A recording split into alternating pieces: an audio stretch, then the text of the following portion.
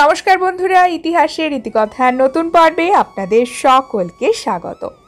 সনাতন হিন্দু ধর্মে সকল পুজোতেই ফুলের ব্যবহার হয়। ফুল ছাড়া আমাদের হিন্দুদের পুজো অসম্পূর্ণ। প্রত্যেকটি দেবী দেবতার পছন্দের ফুল রয়েছে। এছাড়াও এমন কিছু ফুল রয়েছে যেটি সকল দেবদেবীর পুজোতে ব্যবহার করা যায়, বিশেষ করে মনস্কামনা পূর্তির জন্য। এরকমই একটি ফুল হলো অপরাজিতা ফুল। অপরাজিতা ফুল গাছ সাধারণত দুই রকমের হয়, একটি সাদা, অপরটি নীল। এছাড়াও হলুদ রঙের, গোলাপি রঙের, অন্যান্য রঙের অপরাজিতা ফুলও রয়েছে। এই গাছের লতার রয়েছে বিশেষ গুরুত্ব। জ্যোতিষশাস্ত্র অনুসারে বলা হয়, যে বাড়িতে অপরাজিতা গাছ থাকে এবং ওই গাছের লতা যত বড় হতে থাকে, বাড়ির সুখ, শান্তি, সমৃদ্ধিও বাড়তে থাকে। অনেকেই অপরাজিতা ফুলের চারা নিজেদের বাড়িতে লাগান। আপনিও লাগাতে পারেন, তবে তা সঠিক দিকে লাগাতে হবে, তবেই পরিবারে সুখ সমৃদ্ধি আসবে। আজকের পর্বে আমরা জানব অপরাজিতা ফুলের কিছু উপায়, যে উপায় এবং কৌশলের মাধ্যমে আপনার সংসারের বহু সমস্যার সমাধান হবে। অপরাজিতা ফুলের এই প্রতিকারগুলো খুবই ছোট ছোট এবং যে কেউ করতে পারে। হিন্দু ধর্মে তুলসীর মতো অনেক গাছপালা রয়েছে, যেগুলোকে অত্যন্ত পবিত্র বলে মনে করা হয়। এর মধ্যে একটি গাছ হলো অপরাজিতা গাছ এবং এই গাছের ফুল। এই ফুলটি ভগবান বিষ্ণু এবং মহাদেব দুজনেরই অত্যন্ত প্রিয়। এছাড়াও মা দুর্গার পুজোতে, এমনকি মা লক্ষ্মীর পুজোতেও অপরাজিতা ফুল ব্যবহার করা যায়। অপরাজিতা ফুল এমন একটি ফুল সকল দেবদেবীর পুজোতেই ব্যবহার হয়। জ্যোতিষশাস্ত্রের পাশাপাশি আয়ুর্বেদেও এই ফুলের রয়েছে বিশেষ গুরুত্ব। বিশ্বাস করা হয়, এই গাছটি বাড়িতে সঠিক দিকে লাগালে জীবনের বহু সমস্যার সমাধান হয়। স্বাস্থ্যজনিত সমস্যা থেকেও সমাধান পাওয়া যায়। তন্ত্রশাস্ত্রে অপরাজিতা ফুলের বিশেষ গুরুত্ব রয়েছে এবং রয়েছে কিছু কৌশল এবং তার প্রতিকার। এই ব্যবস্থাগুলো আমাদের অর্থ এবং শস্যের অভাব দূর করে, জীবনের ইচ্ছা পূর্তির জন্য ব্যবহার করা যায়। অনেক ঝামেলার উপায় হলো একটি মাত্র অপরাজিতা ফুল।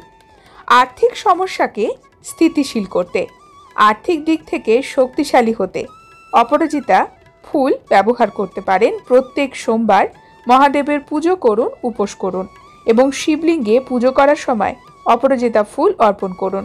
এরপর রুদ্রাক্ষমালা জপ করে মহামৃত্যুঞ্জয় মন্ত্র উচ্চারণ করুন। এই ফুলটি পুজোর শেষে তুলে আপনি যেখানে আপনার মূল্যবান জিনিস রাখেন, সোনা রূপো, সেইখানে রাখতে পারেন। এতে ঘরে অর্থ এবং শস্যের অভাব দূর হবে, আর্থিক অবস্থাও মজবুত হবে। চাকরি বা ব্যবসার ক্ষেত্রে উন্নতি করতে হলে আপনার প্রিয় দেবতাকে আপনি আপনার এই বিশেষ মনস্কামনা নিয়ে অপরাজিতা ফুল, বিশেষ করে 5টি নীল অপরাজিতা ফুল অর্পণ করুন এবং প্রার্থনা করুন। এরপরে এই ফুলগুলি সবসময় আপনার সাথে রাখবেন, যতক্ষণ না সেটি পচে না যায়। এতে আপনার জীবনের, কেরিয়ারের উন্নতি, ভালো সুযোগ আপনি পাবেন। অপরাজিতা ফুলের মাধ্যমে আপনার স্বাস্থ্য সংক্রান্ত সমস্যারও অনেকটা সমাধান করতে পারেন। আপনি প্রত্যেক সোমবারে মহাদেবের পুজো করার সময় শিবলিঙ্গে 3টি অপরাজিতা ফুল অর্পণ করবেন। পুজো শেষে এই ফুলগুলি একটি সাদা কাপড়ে রেখে রান্নাঘরের উত্তর পূর্ব কোণে রেখে দেবেন। এতে আপনার সংসারে ইতিবাচক শক্তি প্রবাহিত হবে। অধিক অর্থ উপার্জনের জন্য আপনি অপরাজিতা ফুল ব্যবহার করতে পারেন। শুক্রবারে মহালক্ষ্মীর পুজো করার সময় দেবীকে নীল রঙের অপরাজিতা ফুল অর্পণ করতে পারেন। এছাড়াও যদি আপনি ভগবান বিষ্ণুর ভক্ত হন, তাহলে ভগবান বিষ্ণুকে অপরাজিতা ফুল অর্পণ করতে পারেন। অন্যদিকে সোমবার এবং শনিবার প্রবাহিত জলে 3টি অপরাজিতা ফুল ভাসিয়ে দিন। আপনার মনস্কামনা তার সাথে সাথে বলুন। ধন সম্পদের পথ তৈরি হবে। ঋণগ্রস্তদের ক্ষেত্রেও কিন্তু এটি সমানভাবে কার্যকরী। দাম্পত্য জীবনের সমস্যায় সম্মুখীন হচ্ছেন, এর সমাধানও রয়েছে অপরাজিতা ফুলে। সোমবার 7টি অপরাজিতা ফুল এবং 1 চিমটি লবণ নিন। এরপরে সেটি কোনো প্রবাহিত জলে ভাসিয়ে দিন। বিবাহ সংক্রান্ত সমস্যার সমাধান পাবেন। অপরাজিতা ফুল শনিদেবের পুজোতেও ব্যবহার করা হয়।